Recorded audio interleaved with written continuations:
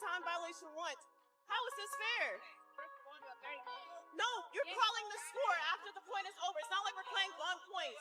You're calling the score like 6 seconds after the point is over. Yeah, she's 100% right.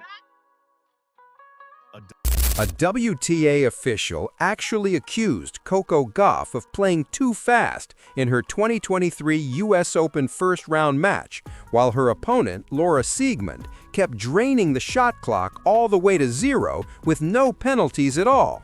Hold up, listen to this. Coco walked straight up to the chair umpire and demanded to know how any of that was fair, igniting what instantly became one of the most talked about officiating controversies in recent tennis history. The bias felt so blatant that even the crowd flipped on the umpire, and you could feel the energy shift before that awkward regret crept in. So what was it? Corruption, incompetence, or just someone losing control in the moment? Because trust me, once we break down what actually happened, you won't believe how much worse this whole situation is than it first sounded. 30 ball rallies, it's 2 balls. I'm going a normal speed. At any rep here, I go a medium pace speed. But she can't, it's every single point. Coco Gauff was facing Laura Siegemund in the opening round of the 2023 U.S. Open. This was home turf in New York, with a packed stadium fully behind the American star. Listen to this. Coco came in as the clear favorite, not just to win the match, but to make a serious run at the entire tournament. But hold up, nothing was going according to plan. She dropped the first set, and Siegemund was pulling every mental trick in the book to slow the match to a crawl. Now, the shot clock in tennis exists for a very specific reason. Players are given 25 seconds between points to serve. That's not optional. It's designed to keep matches moving and stop players from deliberately stalling. Yet Siegemund kept letting that clock hit 0 again and again. Girl, it was blatant. 4 separate times, according to Coco's own count. And despite all that, chair umpire Mariana Velovic issued I've been quiet for 4 matches. I didn't think they clapped when you gave her time violation. She's been missing for like 6 points.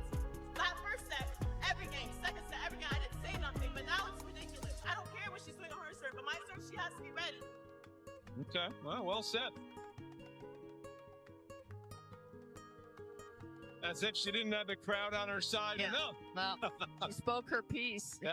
Meanwhile, Coco Gauff was serving at what she described as a normal, medium pace. She wasn't rushing anything. She wasn't trying to sneak one past her opponent. She was simply playing tennis at a reasonable rhythm. And somehow, that became an issue for Laura Siegemund, who later claimed Coco was serving extremely fast, almost unreasonably fast. Let that sit for a second. Playing at a normal pace suddenly became complaint-worthy, while repeatedly letting the shot clock expire kept getting a free pass from the chair. That's not officiating, that's favoritism. That's either incompetence or corruption, and neither explanation makes the umpire look good. By the final set, Coco had reached her limit. She walked straight up to the chair and confronted Mariana Velovic face to face. She pointed out that the clock hit 0 about 4 times. You've given her 1 time violation? How is that fair? I'm going at normal speed. I play at a medium pace. That wasn't a tantrum. That wasn't disrespect. That was a legitimate question about why the rules weren't being enforced evenly. Coco wasn't asking for special treatment. She was asking for the same rules to apply to both players. And the fact that she even had to ask tells you everything about how badly this match was being officiated. Eventually, the umpire did take action and issued Laura Siegemund a point penalty for another time violation. That penalty gave Coco a 5-1 lead in the deciding set. And then, listen to this, guess what happened next? Laura Siegemund walked over to the chair and complained that Coco was serving too fast. She's serving extremely fast, almost unreasonably fast, and I'm always here, and one time I go to the towel, Siegemund said. So, according to that logic, Coco following the rules is unfair, but repeatedly violating the shot clock is totally fine because she needed the towel. That's not how rules work. That's not how any of this works. The fact that the umpire even entertained that complaint is mind-blowing. There is no rule against serving fast. There is no requirement to wait beyond giving your opponent a reasonable time to get set. The shot clock exists specifically to stop the exact kind of stalling Siegmund was doing. Yet somehow, Coco obeying the rules became the controversy, instead of Laura breaking them. Siegmund rallied after that penalty and clawed the score back to 5-4, which had to put real pressure on Coco. She was one game away from a brutal first-round exit at her home slam, but she stayed composed, served it out, and won the match. And then she went on to win the entire tournament, capturing her first Grand Slam title at just 19 years old. But here's the part that makes this whole thing so infuriating. Coco rarely got that US Open title because an umpire either couldn't or wouldn't enforce the rules fairly. If Coco loses that match after getting rattled by inconsistent officiating, her entire career path changes. No US Open trophy, no massive confidence boost from winning a slam, no momentum heading forward, all because one official decided blatant rule violations mattered less than a completely legal playing field. I know, but it's the rules. It's not allowed to say it. Well, Siegmund must have said something. But Velovich didn't move until Coco finally confronted her directly, and even then, her response felt hesitant at best. Hold up. The point penalty that eventually came was long overdue, given how many violations had already piled up. That's not simple incompetence. That's choosing not to apply the rules until public pressure basically backs you into a corner. The crowd was firmly on Coco's side throughout this match. They were loudly booing Siegmund's stalling tactics. They were backing Coco every time she questioned the chair. They could see exactly what was happening, even if the official refused to admit it. And that crowd energy likely played a role in the umpire finally acting, because looking blatantly biased in front of a hostile stadium is not how you keep control. But let's also talk about Laura Siegmund here, because she doesn't exactly come out looking great either. After the match, crying in a press conference as a tennis player, you are a performer. You owe the people, you owe the kids that watch. And I'm just a bit, I mean, at the end of the day, I go home and I can look at myself and I can say, I did a great job. But did I get anything from the people for that? Even less than a zero, because they treated me bad. Like, they treated me like I was a cheater, like I was like trying, sneaky ways to win this match or something. They treated me like I was a bad person. But there are people who are throwing rackets, who are screaming, who are like making bad gestures toward the audience. I did not one moment in the whole match, and there was a lot of tension going on. Not one moment I did anything. I was just slow. And that's something in the rule. I get my time violation. That's fine. Yeah. No. Except she absolutely did things that earned that crowd backlash. She repeatedly let the shot clock expire. She leaned into every stalling tactic possible to throw off Coco's rhythm. She even complained about her opponent playing at a normal pace, like that was somehow unfair. Those are not the actions of someone competing clean. Those are the moves of someone using gamesmanship to gain an edge. And then turning around and playing the victim over the crowd's reaction? That's rich. The crowd responded exactly the way her on-court behavior invited them to respond. If you don't want to be labeled a cheater, don't keep breaking the rules. If you don't want to get booed, don't waste time in ways everyone in the stadium can clearly see. Siegmund said she never smashed a racket, screamed, or made rude gestures toward the crowd. Cool. That's the bare minimum of professionalism. That doesn't erase the fact that she bent and broke the rules throughout the match. The crowd wasn't reacting to her attitude. They were reacting to her tactics, and they were justified. Coco admitted afterward that she doesn't like confrontation and wasn't even sure she should speak up until it happened multiple times. That shows serious restraint. Most players would have lost it way earlier. Instead, Coco stayed composed, laid out her case clearly to the umpire, and let the facts do the talking. And when the umpire finally started enforcing the rules, it proved Coco was right all along. This wasn't an isolated incident.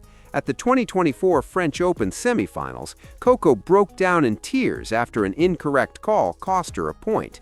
At the Olympics, another bad call led her to publicly demand a rule change after a loss. There's a pattern here. Coco continues to get burned by officiating at critical moments, and it's starting to feel less like bad luck and more like a systemic issue. But back to that US Open match, because the instant regret Mariana Velović must have felt afterward had to be brutal. She officiated one of the most controversial matches of the tournament. She demonstrated clear bias or incompetence in her enforcement of the shot clock. She nearly allowed a young American star to lose in the first round at home because she wouldn't do her job. And then Coco went on to win the entire tournament, making that officiating look even worse in hindsight. Imagine being Velović, watching Coco lift the US Open trophy, knowing you almost stopped that moment from ever happening, knowing your failure to enforce a basic rule could have derailed a defining career milestone. That has to sting. That's instant regret in its purest form. And of course, the WTA never publicly addressed the controversy. That's standard. Tennis organizations are notoriously bad at holding officials accountable. Players get fined for racket smashes or heated words.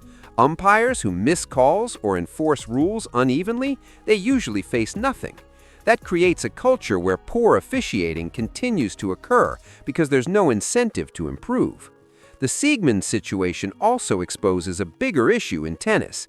Gamesmanship and time wasting have become accepted in ways they never should have been. Players stall with towels, injury timeouts, and endless delays, and umpires let it slide to avoid drama. But that creates an unfair environment for players who just want to play at a normal pace. Coco playing at a medium tempo should not be controversial. It should be the standard. The fact that it became a complaint shows how backwards tennis culture has become around the pace of play. The shot clock was supposed to solve this. It was designed to remove subjectivity from time violations. But if officials refuse to enforce it consistently, the clock becomes meaningless. The crowd reaction in this match was fascinating because fans understood fairness better than the officials did. They saw the stall. They saw the clock hit zero. They saw the umpire ignoring it, and they made their feelings clear. That crowd pressure probably saved Coco's tournament by forcing the umpire to finally act. But players should never have to rely on crowd support for fair officiating. Rules should be enforced the same way, no matter who's playing or where the match is held. That's the baseline expectation in professional sports. Tennis fails at this far too often, and the 2023 US Open first round is a perfect example. The fact that Coco won the tournament anyway speaks volumes about her mental toughness. Most 19-year-olds would have crumbled after that first-round chaos. Being down a set, arguing with the umpire, and facing non-stop stalling would break most players. But Coco reset, won that match, then won 6 more. That US Open title cemented her as a real star. It wasn't luck, it was earned through 7 rounds of elite tennis under intense pressure. And it rarely happened because an umpire wouldn't enforce basic rules. That should bother anyone who cares about fair competition. Mariana Velović probably doesn't lose sleep over this match. Most officials don't. They move on to the next tournament. But she should reflect on it. She should think about how close she came to ruining one of the greatest stories in recent tennis history. She should question why she waited so long to enforce an objective rule. And she should consider how her officiating looked to millions watching worldwide. That regret shouldn't be temporary, it should be permanent. A reminder that officiating matters, that fairness matters, that equal enforcement of rules matters. Mariana Velović failed on all fronts during Coco Gauff's first-round match at the 2023 US Open, and Coco winning the tournament doesn't erase that failure. An umpire allowed Laura Siegmund to violate the shot clock multiple times, while penalizing Coco for playing at a normal pace. That created one of the most biased officiating performances tennis has seen in years. Coco literally had to walk up to the chair and demand fairness before the rules were enforced. And when she went on to win the entire tournament, the instant regret hit hard. It proved just